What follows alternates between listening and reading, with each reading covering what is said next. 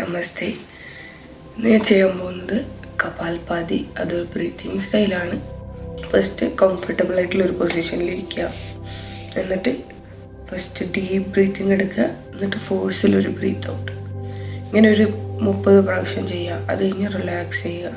അപ്പോൾ നിങ്ങൾക്ക് നിങ്ങളുടെ ബോഡി എനർജി പാസ് ചെയ്യുന്നത് ഫീൽ ചെയ്യാൻ പറ്റും. ദെൻ ഇത് റിപ്പീറ്റ് ചെയ്യുക.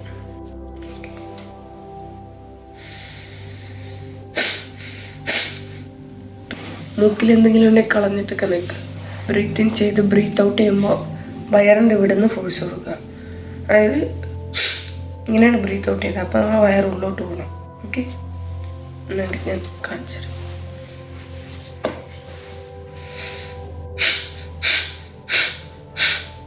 ആ മൂമെൻറ്റ് വേണ്ടിയില്ലേ, അത് ചെയ്യണം. നമ്മളിത് ചെയ്യുമ്പോൾ നമ്മൾ ജലദോഷമൊക്കെ ഉണ്ടെങ്കിൽ അത് പുറത്തേക്ക് വരും. അതൊന്നും കുഴപ്പമില്ല. It's quite normal. തുടച്ച് കളയാം, അത്രേ ഉള്ളൂ.